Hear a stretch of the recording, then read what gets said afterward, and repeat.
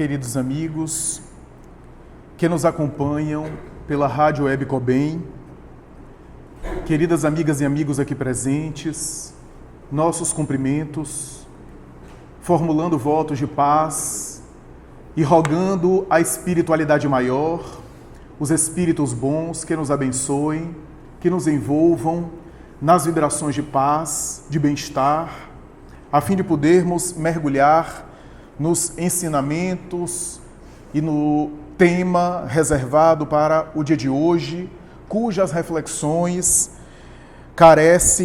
todos nós carecemos, todos nós necessitamos. Por isso, peço à espiritualidade da casa, aos bons espíritos, a assistência necessária e que eles próprios nos abençoem. É conhecida o potencial e a capacidade de penetração mediúnica do médium Chico Xavier.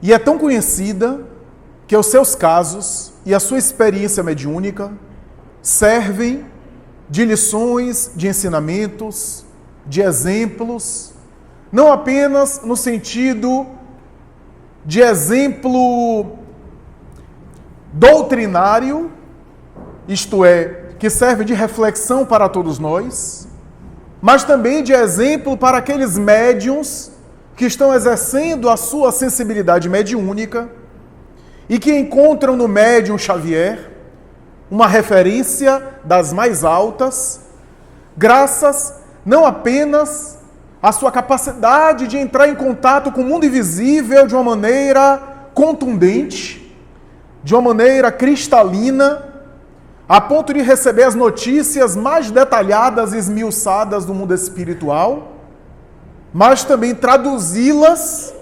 fundamentadas, calcadas, e por que não dizer, adubadas no solo do exemplo cristão, que ele próprio dimanava e irradiava com a sua força moral e sua capacidade psíquica de ser fiel aos anjos tutelares que o assistiam. E é tão conhecida essa capacidade de Chico Xavier que alguns casos dele ficaram famosos, casos de contato com os espíritos, de informação do mundo espiritual e de dados acerca do mundo espiritual. Alguns se tornaram até engraçados, pitorescos, pela capacidade dele de fazer humor em relação a essa experiência mediúnica. Outros, pela seriedade, pela gravidade, mas todos eles com exemplos morais, com potencial de transformação e de sensibilização das criaturas.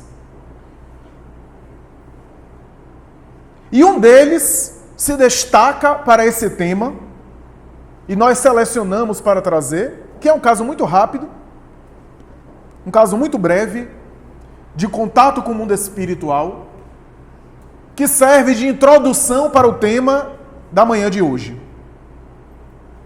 Chico, quando psicografava, especialmente as mensagens no Grupo Espírita da Prece em Uberaba, já deslocado para Uberaba, muitas vezes, médium sonambúlico ou mecânico na psicografia, muitas vezes, e ele relata isso no prefácio de Parnaso de Além Túmulo, se viu deslocado do veículo físico, enquanto os espíritos por ele se manifestavam, alguns momentos sentindo como se fossem choques elétricos, ipsilíteres, ele coloca assim, em outros momentos, divisando e confabulando com o mundo espiritual à sua volta, e em alguns, vendo o próprio corpo físico ali, e deslocado da matéria, acompanhando o processo mediúnico, e às vezes, intercambiando com os comunicadores, com os espíritos que utilizavam da sua faculdade mediúnica.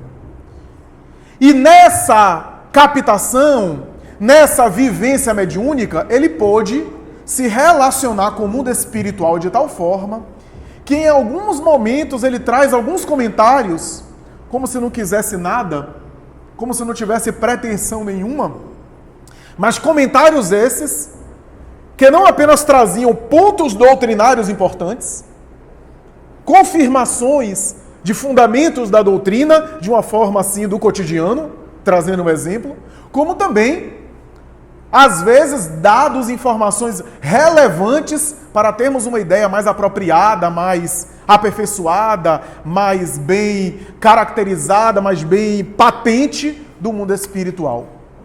Um dia, ele psicografava no grupo espírita da prece, e ao visualizar o comportamento dos benfeitores espirituais que com ele entrava em contato, ele voltou ao corpo e comentou com Arnaldo Rocha e com alguns companheiros do grupo espírita da prece um caso muito conhecido, acredito que muitos daqui já o conhecem, quando ele disse mais ou menos assim.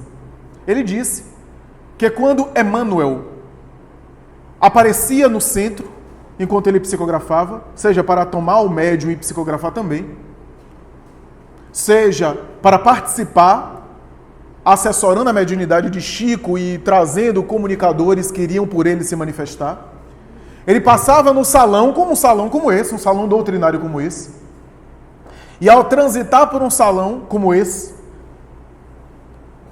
a população espiritual presente no salão, porque tinha os encarnados ali querendo receber mensagem, querendo um atendimento com Chico, mas a população espiritual no salão ali, quando Emmanuel passava, postura austera, inúmeras encarnações como sacerdote, como frei, como cardeal, inclusive, em uma delas, austero nas disciplinas espirituais, ao atravessar o salão, muitas vezes, a população espiritual que estava conversando, sim, porque tem gente que conversa, não apenas no plano encarnado, no mundo espiritual, tem gente que também fica conversando no salão doutrinário, né? Falando da vida alheia, porque os espíritos são as almas humanas, né? Só que alguns estão encarnados e outros desencarnados.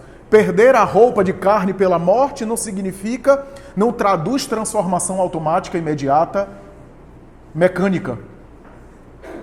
E havia o tititi aqui, o tititi ali, as preocupações, as conversações comezinhas da vida vulgar. E quando Emmanuel passava pelo salão, os espíritos até endireitavam a postura. Até ficavam assim mais compenetrados, calavam a boca, ficavam em silêncio. Alguns fechavam os olhos para dizer que estavam orando. Né? Então, e ele pastava austero, cumprimentava as pessoas e ia na direção do médium. Dizia Chico Xavier que quando Bezerra de Menezes passava pelo salão, o comportamento do público era diferente. Tinha uns que levantavam e já ia atrás de Bezerra. Bezerra, aqui meu pedido, eu queria que você intercedesse. Bezerra, eu quero isso. Doutor Bezerra, eu quero aquilo. E ele ia afagando e acolhendo as pessoas e formava quase que um cortejo, quase que uma procissão atrás dele, graças à quantidade de pedidos, de solicitações, de gente desabafando e chorando que ele acolhia. E Chico sempre dizia que ficava impressionado a diferença de reação do público a partir de um benfeitor espiritual que ali passava pelo salão doutrinário. Esse dado é um dado valioso, um dado rico, um dado importante para a gente entender o mundo espiritual. O que confirma Allan Kardec. Allan Kardec, no Livro dos Espíritos, já havia dito que os espíritos superiores, eles não anulam as suas personalidades a ponto de ficar todo mundo igualzinho. Vaca de presépio. Todo mundo sorrindo, como se fosse uma coisa só, sem que tivesse características de personalidade, sem que tivesse temperamentos próprios, sem que tivesse características comportamentais, subjetivas, características de personalidade. Os espíritos superiores, eles não se fundem em uma coisa só, como se fosse assim, aquela imagem dos anjos da Idade Média, que não tem nem cor nem sabor. Não. Allan Kardec afirma que os espíritos evoluem e se despojam das imperfeições, e o que os igualam na espiritualidade maior são as virtudes que são as mesmas. As virtudes morais, a quantidade de despojamento, de liberação em relação à matéria, a capacidade de amar, de tolerância, é isso que eles se fundem em um sentimento só. O que não significa que eles não tenham temperamentos e características das suas personalidades. Por que estamos dizendo isso? Porque você não vai achar que nesse caso do Chico, ele quer dizer que Emmanuel tinha uma severidade a ponto de cair na grosseria, nem que Bezerra tinha uma atitude de complacência a ponto de concordar com a bagunça. Nem uma coisa nem outra. Porque os espíritos superiores, diz Allan Kardec, possuem as virtudes que a nós ainda custa o esforço. Ambos são espíritos superiores, benfeitores espirituais da humanidade. Então ambos têm as qualidades morais que os caracterizam. Mas por que essa diferença? Aquilo que predominava em um, no outro predominava outra coisa. Não quer dizer que Dr. Bezerra, e ninguém em sã consciência vai dizer isso, não tinha a disciplina, a austeridade, o rigor, porque é característica também dos espíritos evoluídos, a austeridade em relação a si mesmo, o rigor em relação a si mesmo, a autodisciplina, porque senão não se faz nada, especialmente em planos elevados. E nem você vai achar que Emmanuel, quando passava daquela forma, era grosseiro. E aqui eu preciso comentar uma coisa aqui, colocar uma coisa em parêntese. Aqueles casos de Chico Xavier, que Chico Xavier conta, de estar no avião, e aí o avião balançar para cair, a Emmanuel aparece e diz assim, tem educação até para morrer, morra com educação. Aquelas coisas que Chico contava, ai meu irmão, eu estou com o olho esquerdo doendo, quase vê, mas você tem outro olho, quer que você está na cama, levante para trabalhar. Esses casos que Chico contava, me parecem, e alguns outros que conviviam com ele falavam isso, me parece que era a forma que Chico tinha, pitoresca, de contar esses casos para se diminuir e elevar a grandeza do benfeitor. Porque a relação dos dois na intimidade era a relação de igual para igual. De horizontalidade. Em alguns momentos, Chico parece entregar isso. Em alguns diálogos assim mais íntimos, mais sensíveis, em que Emmanuel aparece e dialoga com ele, sugere algumas coisas, e ele também dá a sua opinião. Então, às vezes, ele contava aquela coisa para se diminuir, para parecer muito inferior, que é característica da verdadeira humildade, se ocultar, e enaltecer o benfeitor espiritual. Era a forma mineira de Chico contar as histórias. Mas, o que eu quero dizer com isso é que quem via Emmanuel, principalmente na época das materializações, sabia que Emmanuel era austero, mas Emmanuel era muito benevolente. Mas como queremos exaltar a figura de Bezerra de Menezes, se a austeridade em Emmanuel parecia aparecer à primeira vista mais, o que caracterizava Bezerra de Menezes era o acolhimento, a benevolência, a bondade incessante, infatigável, a ponto dos espíritos se sentirem, claro que eu estou falando aqui do público espiritual inferior, né? Público espiritual necessitado, que acorria o grupo espírita da prece, esses espíritos se sentirem muito à vontade de se jogarem nos braços de Bezerra de Menezes. Essa afabilidade que tem um pouco de maternal, que as mães, que as mulheres têm uma propensão maior, não que os homens não tenham, mas que tem uma facilidade maior do acolhimento, do entendimento, da compreensão, de se colocar no lugar do outro, que é característica das almas sensíveis, das almas elevadas, e que caracteriza especialmente a benevolência. Benevolência, que é característica de todo o espírito superior. Da mesma forma como nós falamos, o rigor. Acontece que a gente, quando é benevolente, sai da benevolência e cai na condescendência, com a complacência demais e até com a conivência com o erro, que aí é outra coisa. E quando a gente quer ser disciplinado, a gente enlouquece o outro, neurotiza o outro, porque a gente quer colocar o outro num processo de imposição ou de uma disciplina que é uma disciplina incompatível com o ser humano. Quando a gente quer ser indisciplinado, a gente se torna intolerante. Que não é o caso também. Esses espíritos são sempre benevolentes. São sempre bondosos. A benevolência não é beneficência. Quem lê os textos do Evangelho segundo o Espiritismo vai ver lá um texto sobre beneficência. A beneficência é a ação social de fazer o bem. É a atitude social de ajudar, de servir o próximo, que é uma das características de virtude do Evangelho.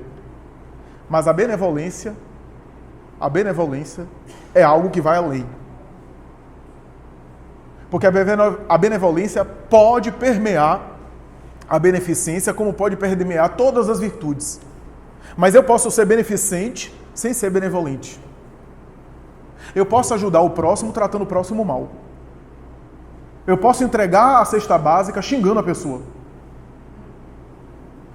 Eu posso dar um mingau na rua, o pão com salame, sei lá, com queijo, de mau humor e reclamando do dia. A benevolência é a forma como eu faço o bem. A amabilidade, a magnanimidade, o afeto que eu coloco em todas as coisas que eu faço. Esse é o conceito básico de benevolência, essa é a característica principal da benevolência. Portanto, a benevolência transcende a beneficência. A benevolência está presente e precisa estar presente em todo o exercício do ser espiritual na sua marcha evolutiva. Em todos os lances da sua vida, ele tem que ter benevolência para agir com o próximo. Quando quer seguir, é claro, as leis de Deus, a ética espiritual, está de acordo com a ética cosmoética do mundo espiritual, a benevolência está presente. Então, eu posso não estar numa atividade de filantropia, o exercício de altruísmo, o exercício do altruísmo é muito bom. O exercício dessa caridade chamada caridade material é uma verdadeira bênção. Bênção para quem recebe, o ajudado. Certa vez criticaram Chico Xavier dizendo, né, que essas ações sociais que ele fazia não resolviam o problema da pobreza. E ele respondeu, os espíritos sempre me dizem que o banho também não resolve o problema da higiene, mas ninguém deixa de tomá-lo. Chico tinha umas tiradas assim de parábola no estilo Jesus, né? E é verdade, porque não resolve, mas vai perguntar quem está morrendo de fome agora, pensando em roubar, pensando em cometer um ato de violência, em matar alguém ou se suicidar, se aquele prato de comida não faz diferença. É claro que não vai resolver o problema macro, porque o problema macro precisa de uma mudança estrutural, inclusive das instituições, e as administrações das nações da Terra serem justas. Enquanto não são, vai haver desigualdade social. E enquanto haja desigualdade social, a gente vai contribuindo, vai fazendo a nossa parte. Mas o que é mais importante nessas atitudes, nessa filantropia social, é que enquanto eu estou ajudando, eu estou tendo uma ótima oportunidade, quase terapêutica, de me melhorar como pessoa, que é mais importante do que ajuda material. Porque antes de eu chegar para ajudar o pobre já existia e sobrevivia sem mim. E vai sobreviver sem mim, de algum modo.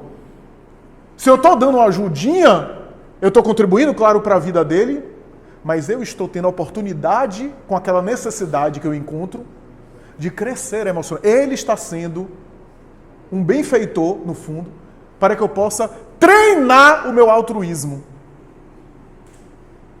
Porque a encarnação é uma escola que nos habilita ao exercício de determinadas coisas. Se não, o espírito ficava no mundo espiritual e já sabia de tudo. E às vezes já sabe. Mas é necessário ele ser avaliado. Da mesma forma que o aluno passa pelo Enem. Encarnação é Enem. A gente está sendo avaliado. Testado. Porque na teoria o espírito se preparou para reencarnar. Teoricamente ele se muniu das ferramentas. No mundo físico ele é avaliado, ele é testado. Ele se coloca à prova. Daí ele precisa às vezes de oportunidades para exercitar. Porque senão seria ótimo no mundo espiritual. Eu de vez em quando fico pensando nisso. Não seria melhor eu, quando for dormir, eu durmo, saio do corpo, faço minha atividade física, faço um Cooper, volto e no dia seguinte eu tomo meu café da manhã? Seria maravilhoso. Não haveria o esforço. Quem quer desenvolver o bíceps precisa sofrer para isso. Não é assim que acontece? Quem quer desenvolver o intelecto precisa sentar e ler, estudar e pensar. Isso dá trabalho. Por isso que a encarnação é uma escola que exige esforço. Tudo na vida material exige esforço. Daí o treino da filantropia, da ação social, é um treino de exercício da minha generosidade, da minha solidariedade. Eu estou terapeuticamente treinando ali o meu afeto. Eu estou tendo a oportunidade de conhecer a intensidade do meu afeto através do outro. Para que em outras situações mais difíceis, eu saiba se essa capacidade de ser bom vai aparecer ou não. O que é que acontece? A gente vai às vezes para a atividade social com aquela postura de quem já é Francisco de Assis, por fora. E não extrai a oportunidade de crescimento naquilo. Então é uma caridade apenas para fora. De fora, de aparelho. Porque eu posso fazer o bem com o objetivo de me promover e de querer parecer ser bom. Infelizmente existe isso. Mas na hora do teste, na hora da situação íntima de dificuldade, a minha capacidade de exercer benevolência vai aparecer. E vai aparecer como eu sou. Por isso que os parentes, as pessoas mais próximas, aquelas pessoas que nos irritam, aquela pessoa da convivência mais próxima, nos ajuda a perceber aonde é que a gente está. Porque a gente perde paciência com ele, não é? É porque a gente ainda é aquilo. A convivência mais próxima é o termômetro da nossa grandeza espiritual ou da nossa pequenez. Porque enquanto a gente se achava, a convivência fez a gente se encontrar. Fez a gente se avaliar com mais pé no chão. Porque esses sentimentos que vêm à tona nas relações são sentimentos que nos ajudam a perceber, a se conhecer. Daí são exercícios. Mas a benevolência é um exercício maior, porque eu posso não estar numa atividade social, eu posso estar em casa, eu posso estar na convivência mais íntima, e é muito mais difícil exercer benevolência no dia a dia, no cotidiano, nas pequenas coisas do dia a dia, nas pequenas coisas que nos aborrecem. Na hora que a gente tem vontade de dar na cara da pessoa e a gente exercita a benevolência. Aí é que está. O Evangelho segundo o Espiritismo tem um texto que vai dizer que um dos efeitos da benevolência é a doçura. E o Espírito Lázaro diz, não, mas não essa doçura do verniz social. Essa doçura que a gente entra no centro e chega a falar baixo. Tem que mudar o tom de voz para falar.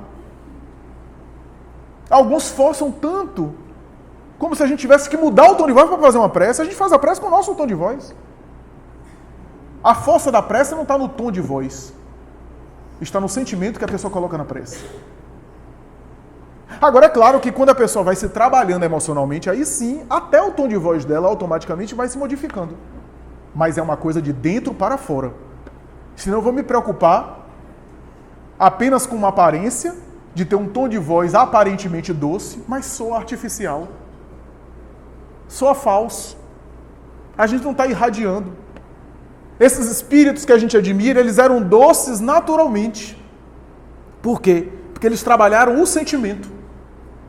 Eles se trabalharam por dentro para serem bondosos e aí essas coisas vão mudando automaticamente. Essas posturas vão se modificando. E Lázaro diz, porque há pessoas que têm doçura de persona.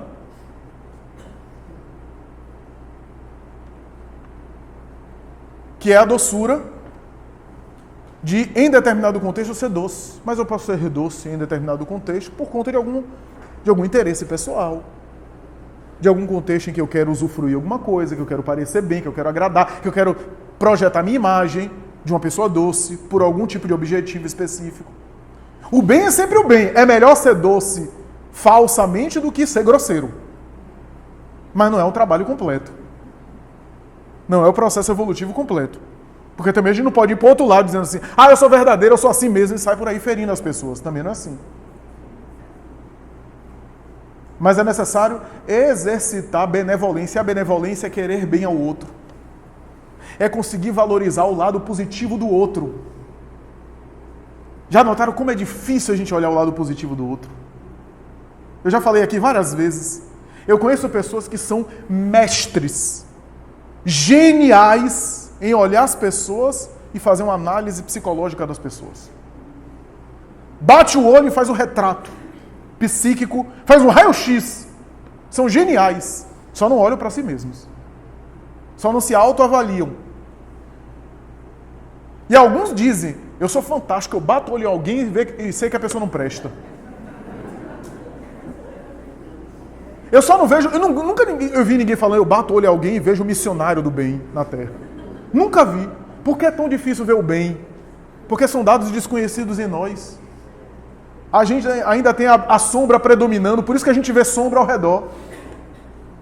Por isso que quando alguém faz o bem, isso daí tem alguma... Aí tem! Porque a gente não consegue ver o bem desinteressado. Tem que ter alguma coisa. E a gente vive desconfiado. Essa benevolência, portanto, é valorizar o lado positivo. Há uma parábola, ou melhor, uma passagem evangélica apócrifa, que está em um dos evangelhos apócrifos, portanto, não tem uma confirmação, mas como o espírito Humberto de Campos, por Chico Xavier, escreve e menciona essa parábola, a mim me parece que ele deu a dica de que essa parábola, ou melhor, essa passagem deve ter ocorrido. Jesus caminhando com os apóstolos em uma das suas viagens, a pé, passando por uma região, e tem um cão morto na estrada. E ele se aproxima e todo mundo começa a reclamar. O cheiro mau do cão, apodrecido ali, já em decomposição. Cada apóstolo começa a se queixar de mau humor. E Jesus se aproxima e diz, que lindos dentes tinha esse cão. Quer dizer, ele conseguia valorizar. Sede prudentes com as serpentes. Como as serpentes. Hermínio de Miranda diz, Jesus conseguia tirar virtude até da serpente. Prudência. Então, essa é a capacidade de ver o lado bom da pessoa. Porque se você quiser ver o lado ruim da pessoa, você vai ter inúmeros motivos e vai conseguir enxergar tudo que você quiser. Se você quiser, e aí isso não tem fim. Porque quanto mais você olha de maneira negativa para o outro, mais você encontra defeitos. Só que o problema, sabe o que é? É que quanto mais a gente valoriza os defeitos do outro, mais a gente assimila isso pra gente.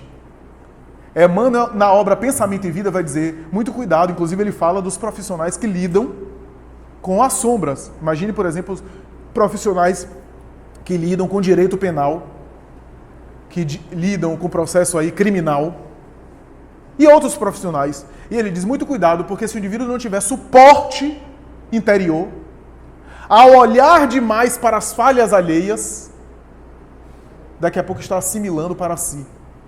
E é muito comum, diz Emmanuel, aqueles que condenam demais os defeitos dos outros, caírem nos mesmos equívocos e fazerem justamente aquilo que condenam.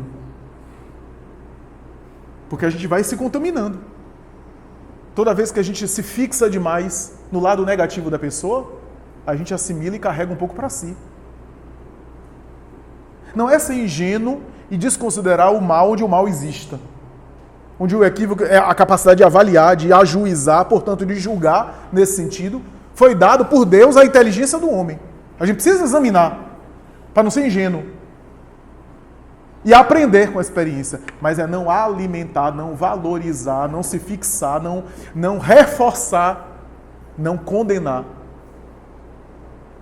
O não julgueis do Evangelho é também, não assuma a sombra do outro para você. Porque toda vez que você julga, você sintoniza. Você abraça. Você passa a viver, a alimentar e a viver, a mergulhar na sombra alheia. E como dizia Nietzsche, filósofo alemão pessimista, materialista inclusive, ele disse, toda vez que você olha muito para o abismo também olha para você. E se você ficar olhando demais, quem olha demais e vive demais contemplando monstro também se torna. Então, A benevolência, portanto, tem essas questões. Eu me lembro, nesse tema de benevolência, do psiquiatra austríaco Viktor Frankl, de descendência judaica. Esse homem que criou a logoterapia, a terapia que procura dar sentido, procura buscar o sentido. O foco da logoterapia é procurar encontrar sentido para a vida. Por quê? Porque ele foi vítima de Auschwitz e de outros campos de concentração do nazismo. Ele disse que o ponto principal da sua vida foi um dia quando ele estava marchando nos trabalhos forçados, a soldadesca feroz da SS, as tropas nazistas, atrás dele, esperando o primeiro que ia cair de fome, porque quase não comiam, esquálidos, com frio. E o primeiro que caía era fuzilado, porque já era mão de obra imprestável. Essa era a ideia. E ele disse que um dos companheiros falou de maneira pessimista assim: veja a situação que a gente está. Imagine se as nossas esposas vissem a gente nesse estado total de indignidade. Falou de uma maneira negativa, mas Viktor Frankl pegou de uma maneira positiva. Começou a pensar e a lembrar da sua esposa, que ele havia deixado. E começou a fazer processos que mais tarde ele iria incluir, olha só, ele iria incluir na escola psicológica que ele fundou. Processos de meditação, de visualização. Ele fechava os olhos e caminhava, e ao caminhar ele imaginava caminhando, voltando para casa. Ele via os companheiros não aguentando, caindo, sendo fuzilados, e aquelas meditações davam força para ele ir adiante. Ele imaginava chegando na sua Viena mais tarde e falando em congressos de psiquiatria a respeito do valor da bondade, do valor do sentido da vida, para que o Holocausto não mais se repetisse. Ele imaginou chegar na sua clínica de psiquiatra e atender pessoas que sobreviveram à Segunda Guerra Mundial para ajudá-las a sair do trauma. E essas imagens, que tecnicamente é chamado meditação ativa ou imaginação ativa, ele incluiu mais tarde na sua teoria. Extraordinário. Extraordinário. Graças a essa valorização. Quantas vezes ele agiu de maneira positiva? Às vezes tinha um colega seu de campo de concentração querendo se suicidar. Ele, espera aí, que é isso?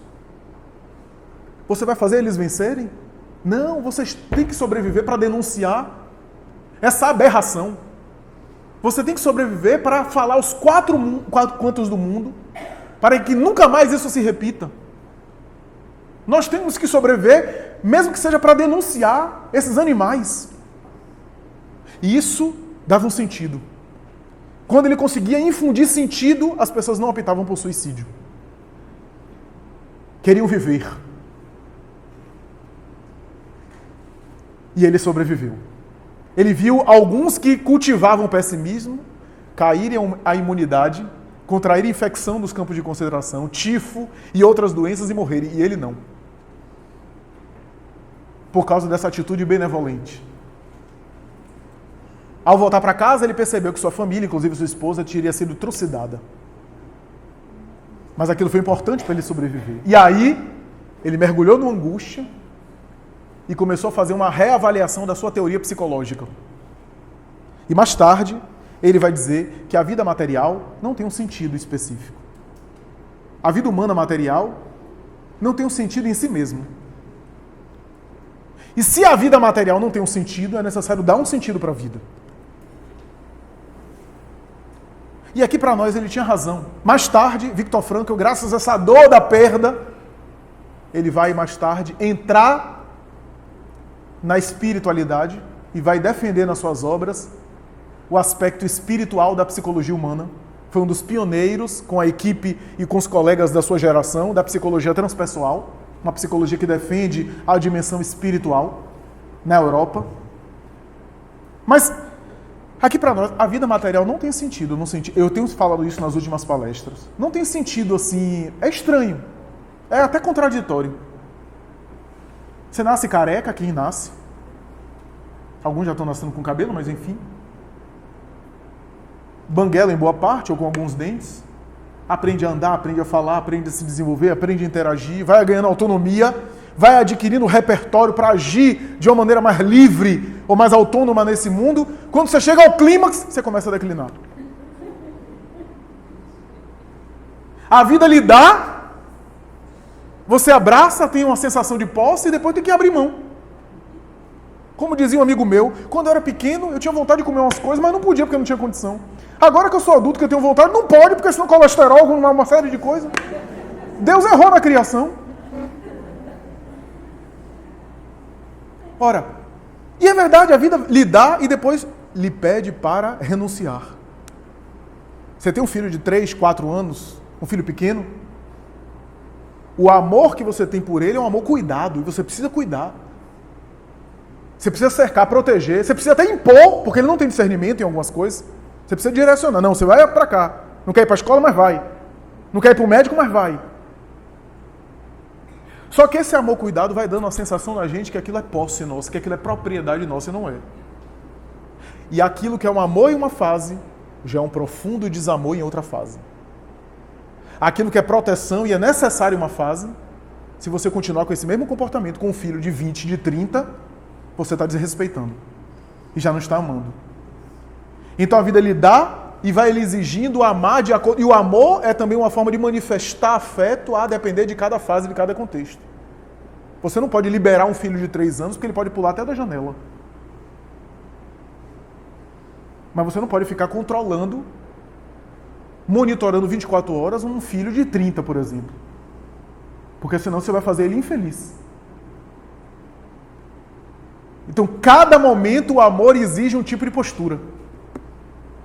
Um tipo de atitude.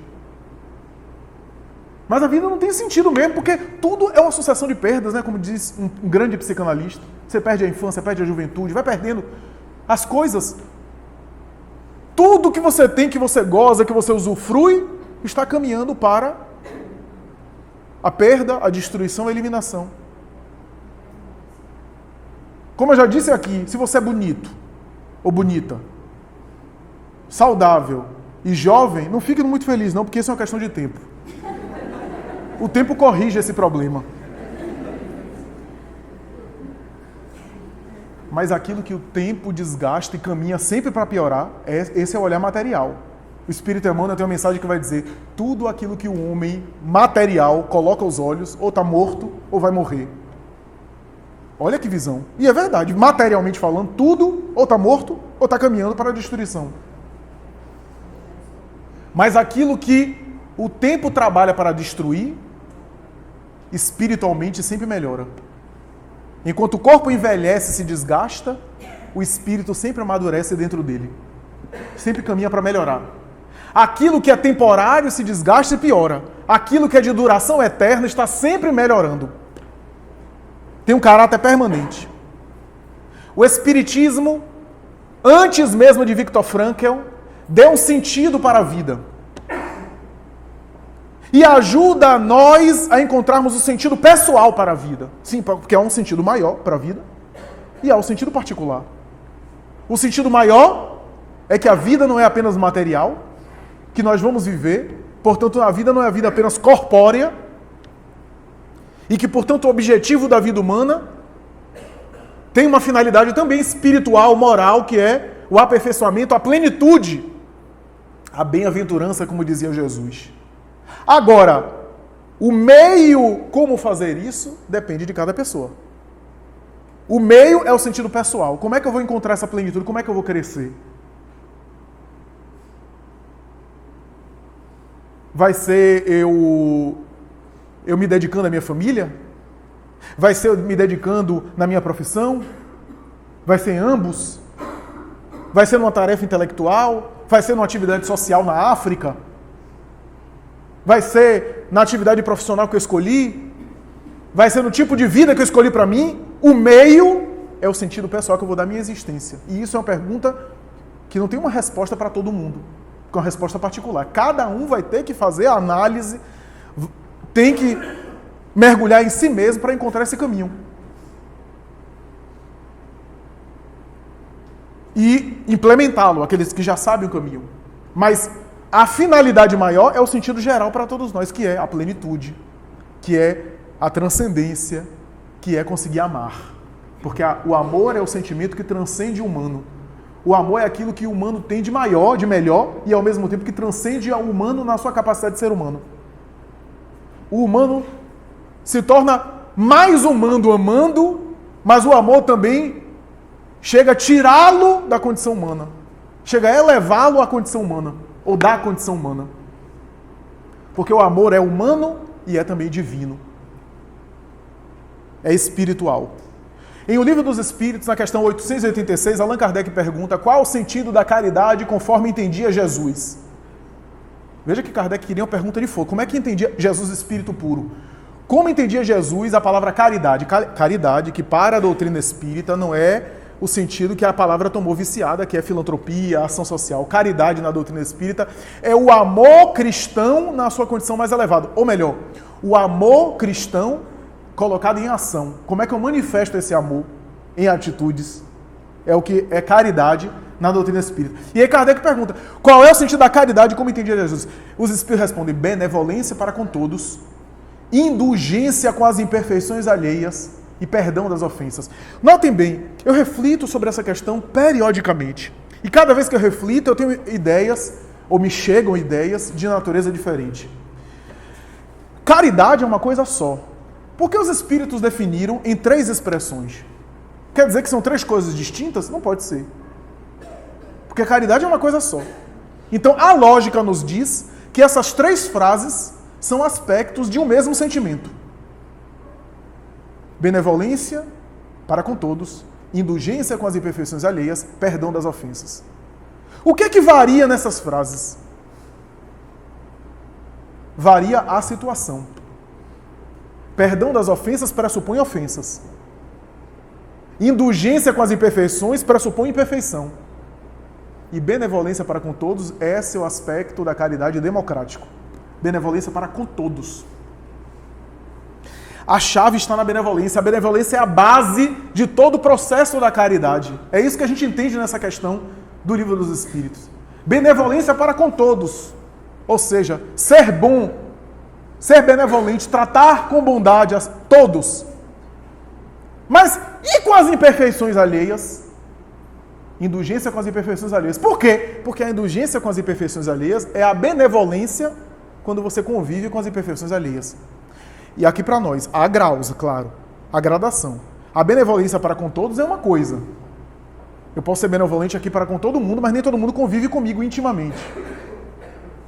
A benevolência para com aqueles que convivem comigo intimamente exige mais.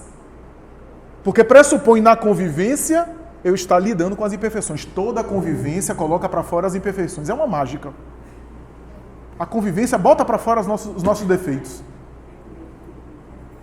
Né? A gente pega uma lupa e começa a ver as coisas, o pacote completo.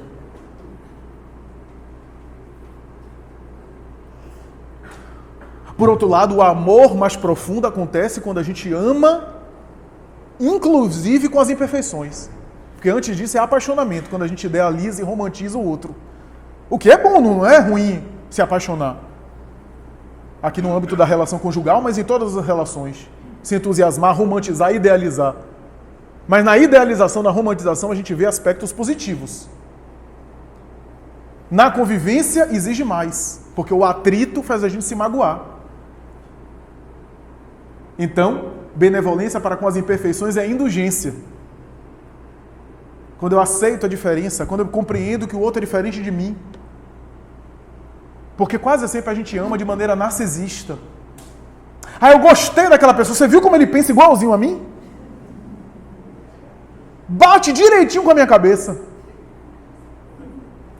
Então, até no amor a gente quer, na verdade, um espelho nosso. Que é o símbolo do narciso, né? Um espelho nosso. Por isso que no amor romântico, a gente quer encontrar a nossa metade. Ninguém quer ser metade do outro. A gente quer uma metade pra gente. Que não existe. Não existem metades. Mas é essa ilusão. E que na convivência isso acaba se diluindo. Portanto, a benevolência com as imperfeições é chamada tolerância ou indulgência. E o perdão das ofensas? O perdão das ofensas é a benevolência na dor.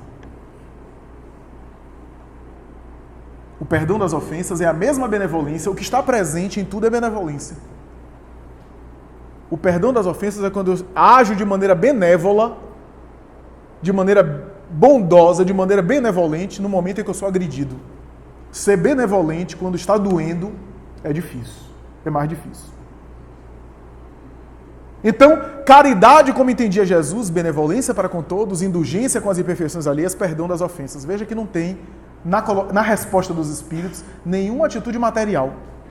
As atitudes materiais são consequências, a doação, ajudar, fazer uma atitude social, isso são consequências da caridade, como entendia Jesus. A benevolência está presente em todos, e por isso que quando Kardec examina no Livro dos Médiuns as mensagens espirituais da psicografia, ele vai dizer uma coisa que sempre me chamou a atenção. Ele sempre diz que todos os espíritos elevados, uma marca geral é a benevolência na linguagem. E Kardec vai dizer, mesmo quando tratam coisas com severidade, mesmo quando tem que advertir, chamar a atenção com energia, mesmo assim, a postura é sempre benevolente. Você já imaginou ser enérgico com benevolência? A gente não consegue. Daí a gente vê aquele encontro de Públio Lentulus com Jesus há 2000 anos.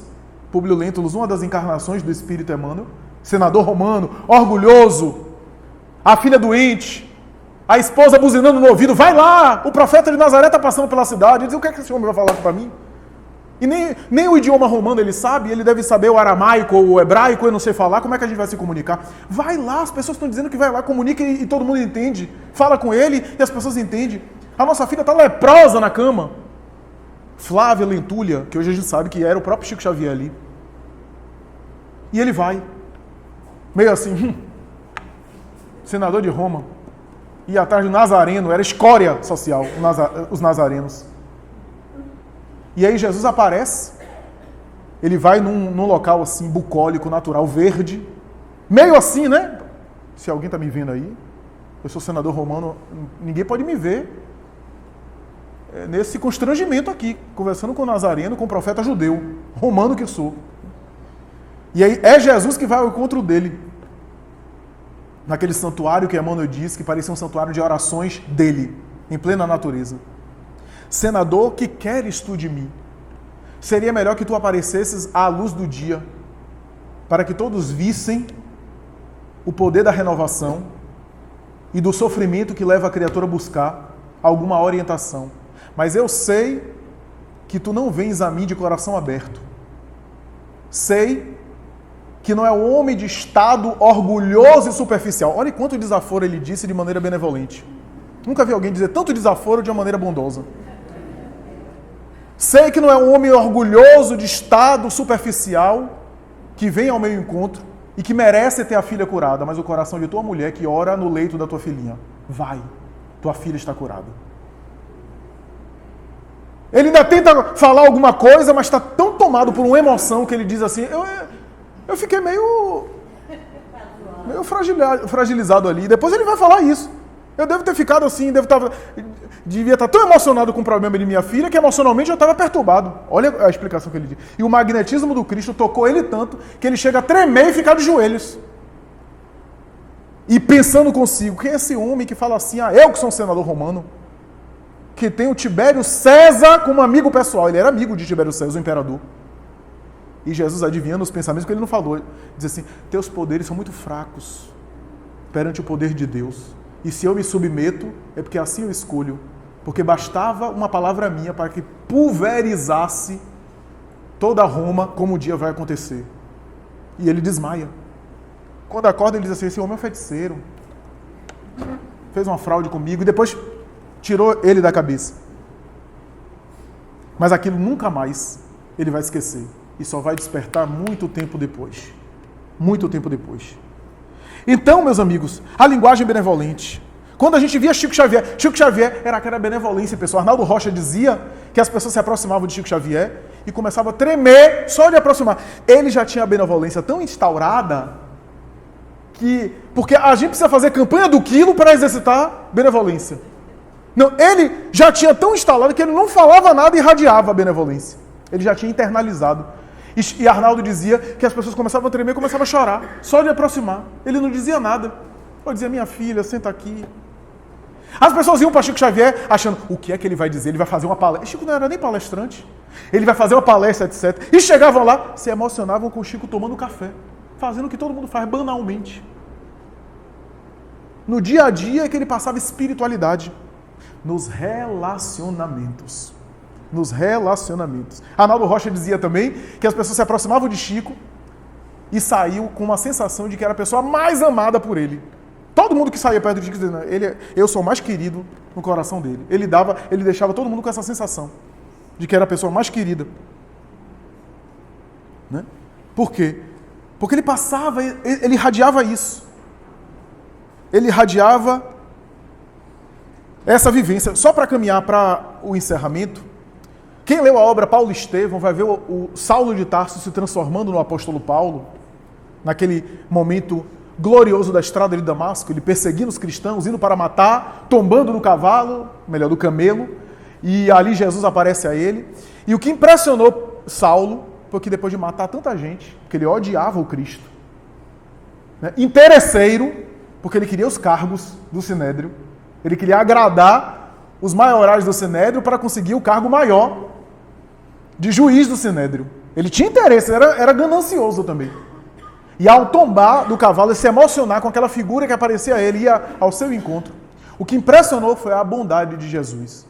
Saulo, Saulo, por que me persegues? E Emmanuel vai dizer, nenhuma condenação, nenhuma crítica. Apenas Jesus estava perguntando por quê. E ele começa a chorar, um pranto convulsivo. E ali começa a se transformar. Diz Emmanuel que aí ele vai buscar ajuda em amigos de infância, Alexandre, outro amigo que aparece no início do livro, ele busca Sadoc, ele busca alguns amigos, e todos olham ele assim, se tornou cristão, e enxota ele de casa. Sabe onde ele vai bater? Na casa do caminho, a igreja do caminho cristã primitiva. A igreja do caminho, ele tinha entrado lá umas 2 vezes, tinha levado todo mundo preso, açoitado um deles até a morte, apedrejado inclusive, fez miséria na igreja do caminho. E agora ele estava... Quando os apóstolos viram ele entrando, de cabeça baixa, humilde ali, teve um deles que pensou em se esconder. Disse, vem ele aí, vai matar mais gente aí. E ele veio naquela situação. Só que sabe o que tocou na vida dele? Foi a benevolência. Porque quando ele entrou na igreja do caminho, Barnabé estava com o lado dele, porque já sabia da conversão, começou a apresentá-lo. Os cristãos, João, que foi preso por ele, Simão Pedro, que foi preso por ele, Tiago, as pessoas ali presentes, os cristãos primitivos de maneira geral. Saulo, seja bem-vindo. Ninguém se referiu às perseguições, abraçaram ele, etc. Ninguém perguntou o que ele fez, os crimes que ele cometeu, as atrocidades que ele cometeu. Abraçaram ele, acolheram. Vem cá, você quer um pouco de água? Quer pão? Serviram ele. Ele constrangido com aquilo. Ele não estava acostumado com aquilo. Constrangido. Tinha uma mãe com uma criança no colo, deu a criança para ele segurar. Disse, um momentinho que eu vou pegar um pão para você. E ele todo... Emmanuel disse que ele todo desengonçado, nunca tinha segurado uma criança, todo desengonçado. E aí foi lá, pegaram um pão para ele. E aí, Emmanuel diz, ele ali, pela primeira vez, estava percebendo uma espiritualidade diferente, uma espiritualidade que se constrói nos relacionamentos com os outros. A benevolência. A benevolência, meus amigos. Esse é um exercício que a gente só vai construir no contato com os outros. O poder da benevolência. O poder de querer bem, de tratar bem, de exercitar a gentileza, a cortesia, de exercitar a afabilidade. Só para concluir, não faz muito tempo, uma notícia internacional chocou, que foi um funcionário de uma empresa que voltou, essa história é muito conhecida porque viralizou na internet, ao entrar no frigorífico da empresa, passar pelos seguranças, pelos vigias, a empresa estava de noite, já todo mundo fechado, não tinha funcionário nenhum. Ele entrou para fazer uma revisão, só que a porta do frigorífico bateu com a chave de fora. Noruega. Ele deu entrevista dizendo, ali eu sabia que eu ia morrer. Porque não tinha ninguém. Não adianta gritar. Ele até tentou gritar, mas não tinha ninguém na empresa, as luzes estavam apagadas. E ele ficou depauperando ali, quase entrando em coma. Imagine dentro de um frigorífico, a temperatura baixíssima. Até que lá pelas 3 da manhã, o vigilante, o segurança noturno, que assumiu o plantão de noite, lembrou-se dele. e lembrou-se que ele havia cumprimentado e entrado e não havia saído. E começou a lembrar dele. Ele disse na entrevista, uma coisa deu em mim, uma inspiração espiritual.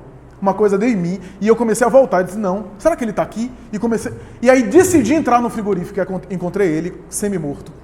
Salvou a vida. Sabe qual foi a declaração desse homem? Eu conheço inúmeros funcionários da empresa. Ninguém nem olha para os meus olhos. Ninguém nem se dirige a mim. Esse é o único sujeito que todo dia passa por mim, me cumprimenta, me pergunta como é que eu estou, como é que eu me encontro. Como é que eu ia esquecer dele?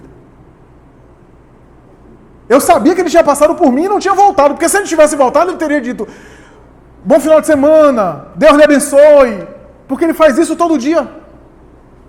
Eu sabia que ele não tinha passado por mim. E isso fez com que eu fosse procurá-lo. O poder, portanto, da bondade, da benevolência, da gentileza. Muito obrigado, muita paz.